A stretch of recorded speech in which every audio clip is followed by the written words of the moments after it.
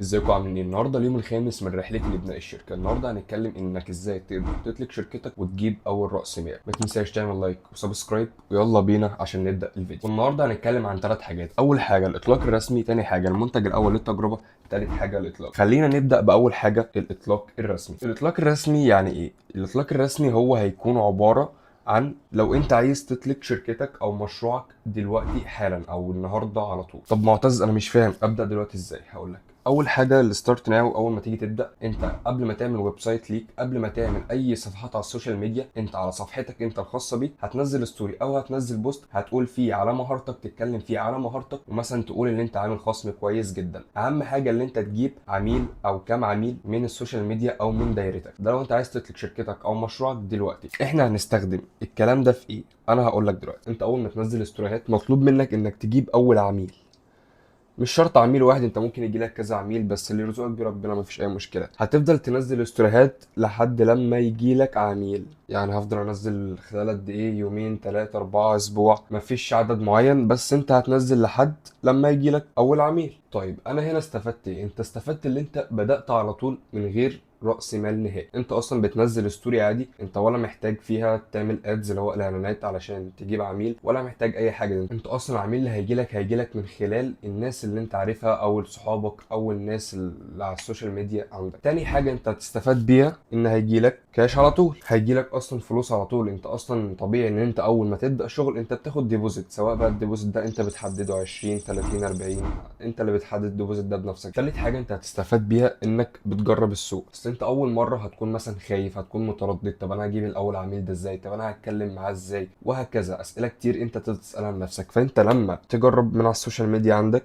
هتكون انت بتجرب السوق، فمش هتكون قلقان نهائي. ده غير اصلا كمان اللي انت هتاخد فيدباك من صحابك، هتاخد مثلا سكرين شوت للشغل اللي انت عامله، فهيكون اصلا عندك شغل سابق، شغل انت اصلا لما تيجي تعرضه على عميل تاني او عميل بقى فعلا بجد، مثلا مش واحد صاحبك، مش الناس اللي انت تعرفهم، هتعرف تعرض شغل، هتعرف تعرض فيدباك على الصفحه بتاعتك او على الصفحه بتاعت الشركه. فهيكون اصلا في شغل قبل كده، فالعميل طبيعي لما يجي تشتغل معاه هيجي يقول لك طيب ممكن توريني شغل ليك قبل كده، ممكن توريني اراء الناس اللي ليك قبل كده، وهكذا. خلينا نخش في تاني نقطه. هنا انت خلاص يعتبر بدات، جبت ريفيو، جبت صور لشغلك او سكرين لشغلك، وهتبدا بقى تنزله على الصفحات بتاعتك. ايه المميزات او ايه الحاجات اللي انا هستفيدها؟ هقول لك دلوقتي. اول حاجه من الفوائد اللي انت خلاص بقى معاك راس مال من الاطلاق الرسمي اللي جه في الاول. تاني حاجه بعد ما تنزل ريفيو، بعد ما تنزل حاجات لشغلك، طبيعي هيجي لك عميل وهيبقى معاك فلوس اكتر. طيب ازاي انا اضمن مين اللي هيجي له فلوس اكتر؟ طب ما انت كده كده اصلا معاك فلوس في الاول. بالفلوس دي انت اصلا ممكن تعمل بعد كده اعلانات مموله لشغلك اللي انت هتنزله، فطبيعي من الاعلانات دي انت هيجي لك زباين. من الزباين دي انت هتقدر تشتغل اكتر، فمش هتقدر بعد كده تبقى خايف من السوق. انت خلاص فهمت الشغل هيبقى عامل ازاي،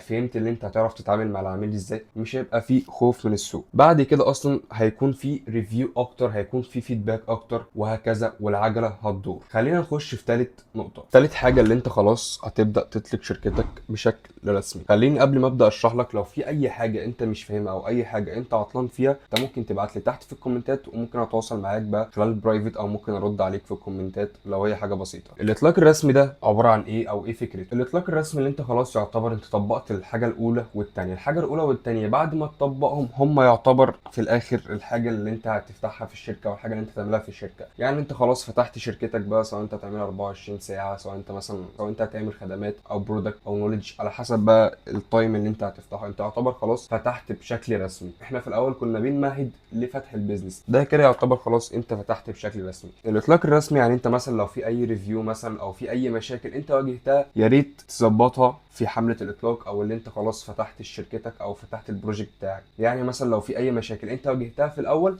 انت لازم تحلها في الاخر. يعني مثلا ما ينفعش العميل ياخد الديزاين مثلا بتاعه بشكل هو مش عايزه، بشكل مش مطلوب، في مشكله مثلا في الديزاين، او مثلا في مشكله في وقت التسليم.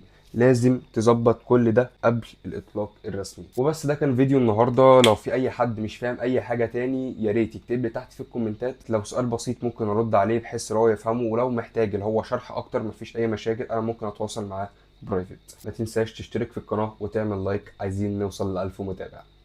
سلام.